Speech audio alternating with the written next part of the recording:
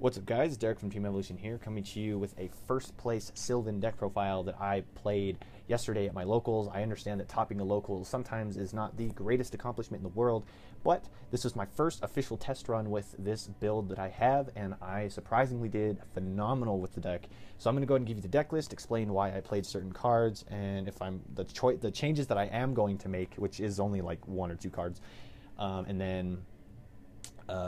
Yeah, there's really nothing super special about the deck. I just know that Sylvans are a hot topic right now. I know Marshall Leaf is like a $25 card.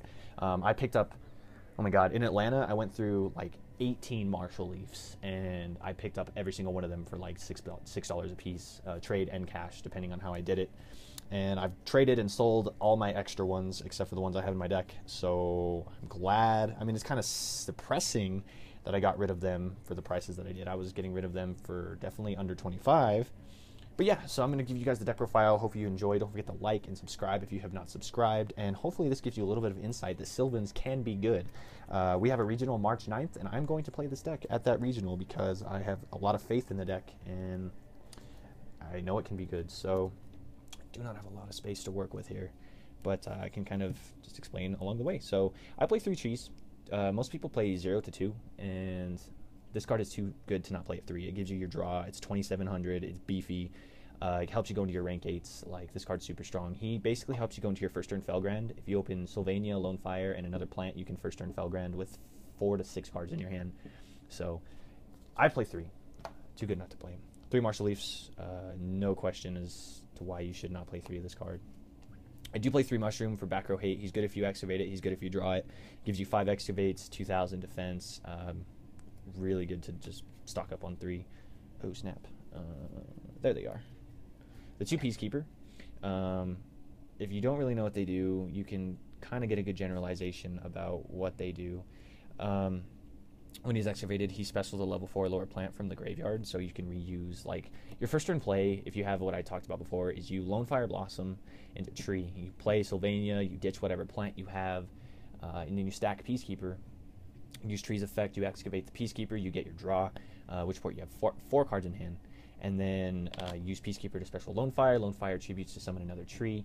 You use tree's effect to, if you're lucky to get another plant at that point, you'll have 5 cards. If you don't, then you'll have 4. It's not a big deal.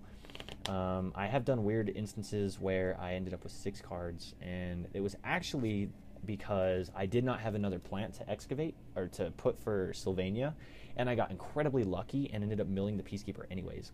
Those chances are few and far between, but those are how you're going to end up with 6 cards in your hand. But yeah, and then you basically just bring out another tree. You have 2 27s, and you stack for Felgrand first turn with 4 to 5 cards in your hand. If you have a Fertilizer to back it up for your next turn, your opponent's going to have a rough time. So yeah, those are all the Sylvans that I play. Guardy Oak is bad, and the Orange is bad, and those are pretty much the only other Sylvans that we got. So yeah, that's pretty much it.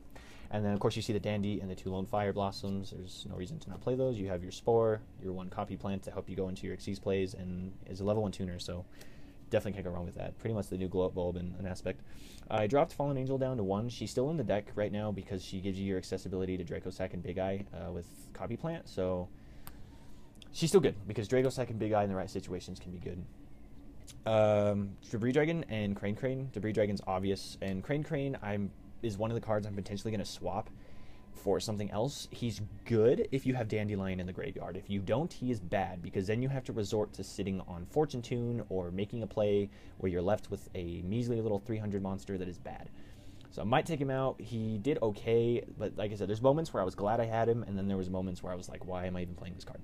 So he's neutral, but I definitely, if you are going to play him, just play him at 1. Blaster, you have 8 fire targets, and there's no reason to not play Blaster. To get a pop, and he gets a dead tree, a dead mushroom out of your hand. You know, banish him for 28 beat stick. You can use him in the Fallen Angel to go into a 7. So I play the Blaster. The only dragon you should really be playing, I don't advise playing dragons in this deck, but I figured Blaster was a great tech because of the amount of fires that are in here, and I was definitely right about that. Swapped out the Maxis for Veilers. Yes, best decision I made for the monster lineup. Basically, no effects. Monster effects are very important, and I feel like Maxi right now is a little dead because the decks that Maxi are good against go for OTKs, and if they have traps done or if they have the OTK, they're not going to be harmed by Maxi because 9 times out of 10 you don't have Swift Scarecrow or anything to stop them. So Maxi is not the greatest card in the world. So I just played 3 Veilers, and this card is too powerful.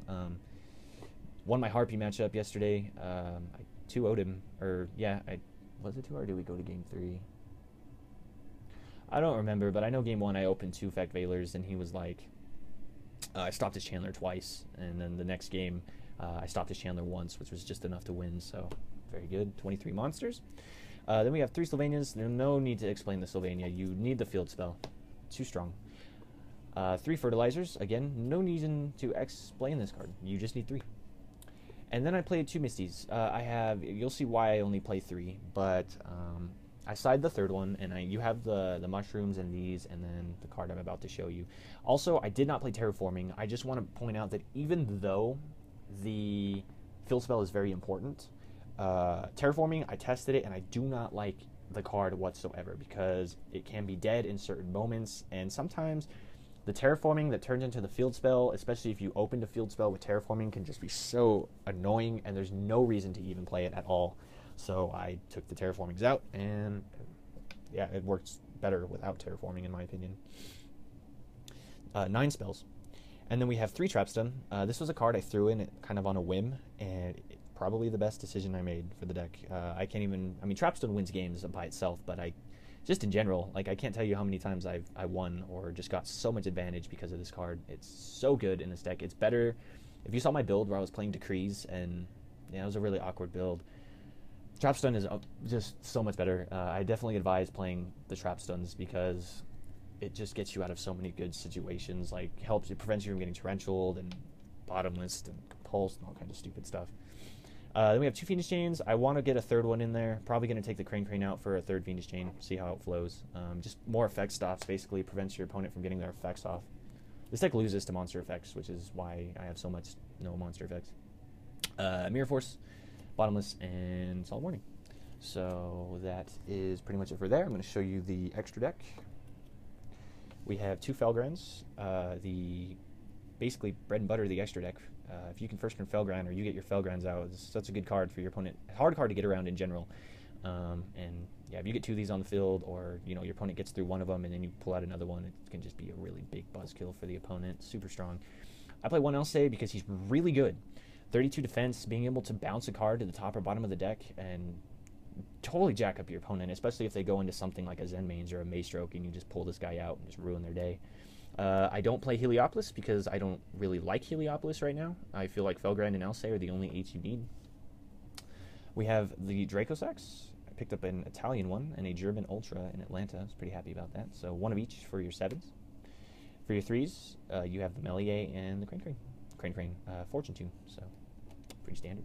For your Synchros, we have the Formula, Armory Arm, Catastor, Black Rose, the Ancient Fairy Dragon that went this direction, Stardust Dragon, and I actually played Gigant Castle and Leo because they're very easily accessible in this deck, and they're both very powerful when they hit the field.